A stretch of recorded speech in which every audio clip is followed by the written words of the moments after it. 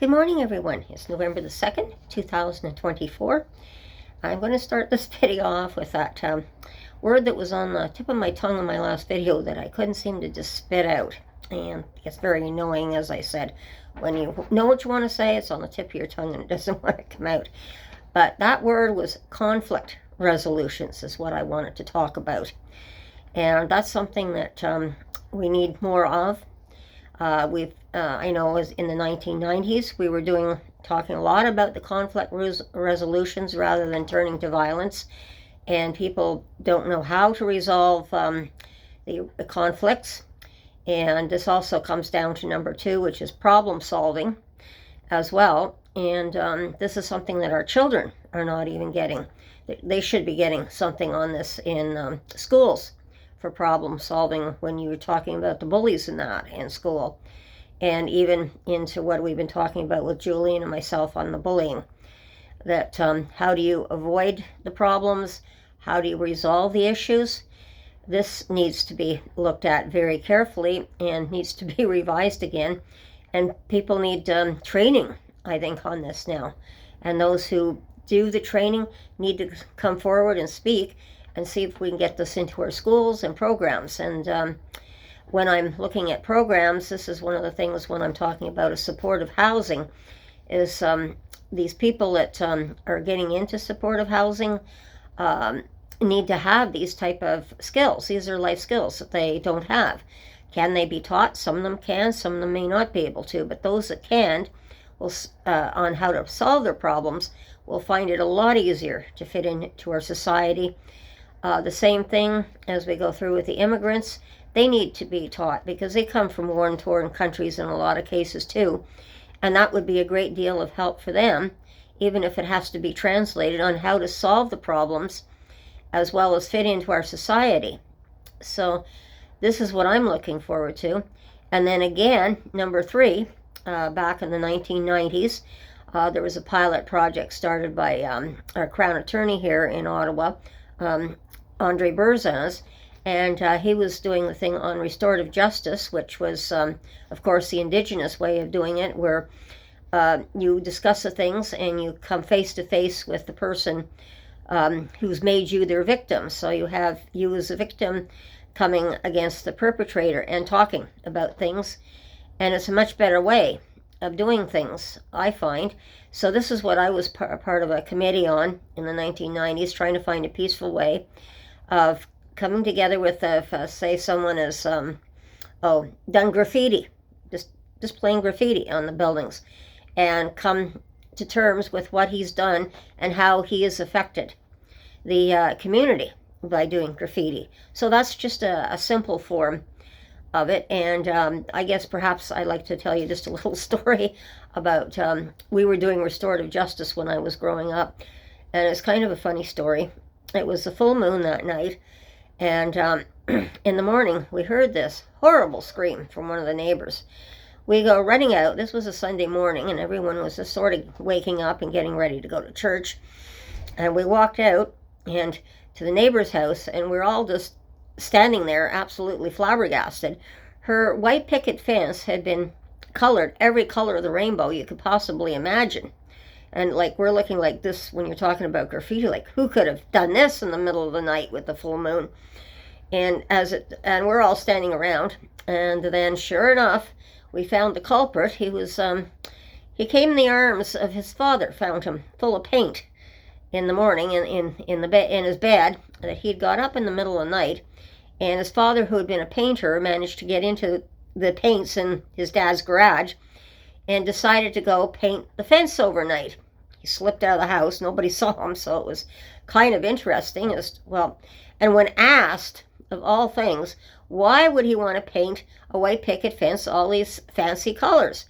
And his simple answer was, now back in the 60s, if you'll remember, and I know a lot of the seniors remember, it was the white shirts that we tie-dyed. He thought it would look great to have the fence tie-dyed, looking like our shirts. He thought it would look really colorful. Mind you, the fence was quite colorful, and boy, the splash of paints were quite interesting that were running into one another. But it ended up that his father, of course, took responsibility, bought more white paint, and also told his son that he had to help him paint the fence. So here's this little 5-year-old trying to paint the fence, repaint the fence with his dad.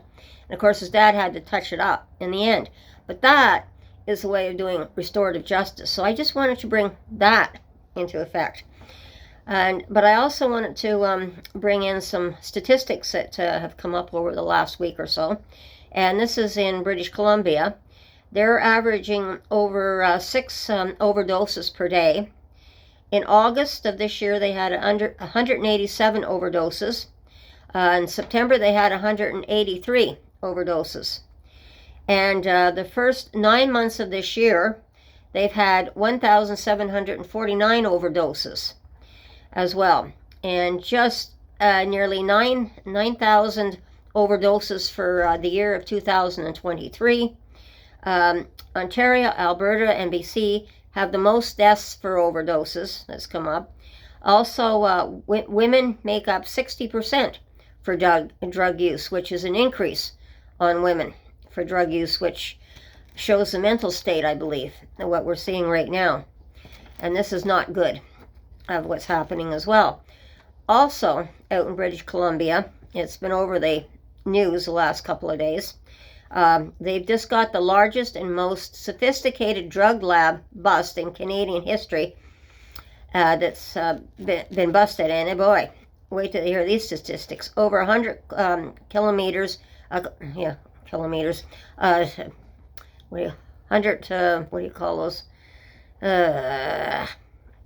Well, for the drugs, and not kilometers, but, can't remember the name, I'm sorry, I'm a little lost there. But tons, literally, of fentanyl, along with crystal meth, etc.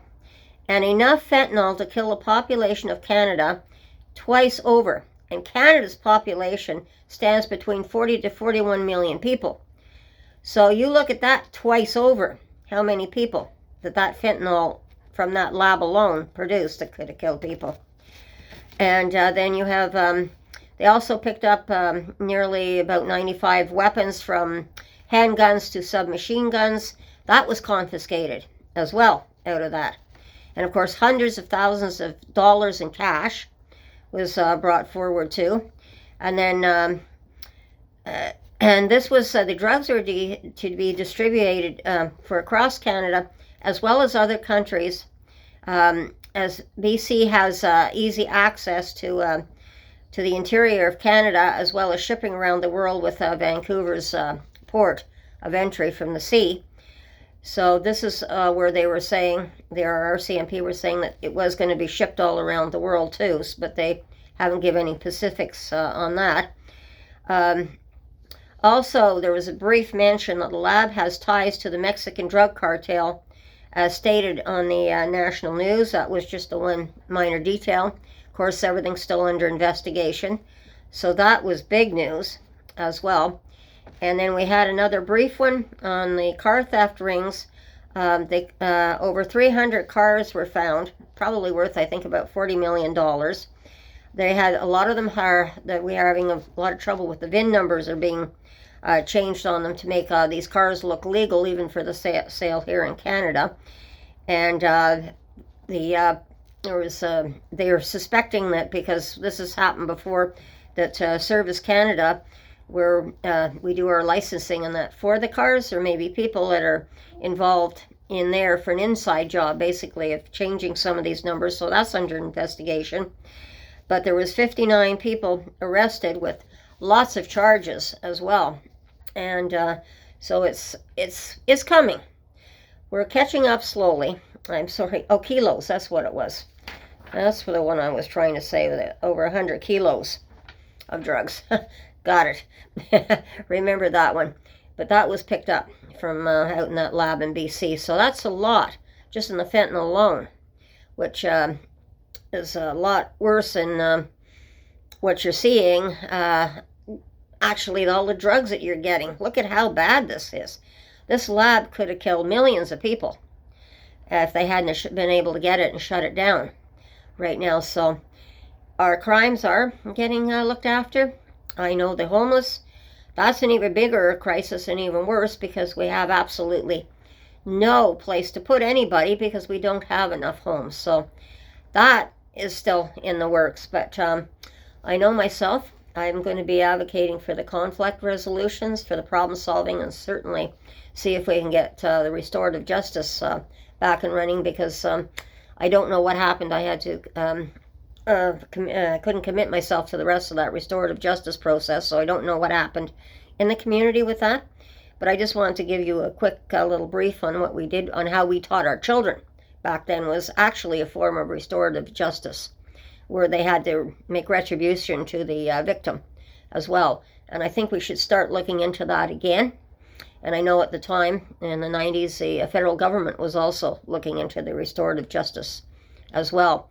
So that's where I'm going to leave it for today. Everyone, take care, have a great day, and we'll talk to you again soon. And be safe and watch your surroundings. And bye-bye. Take care.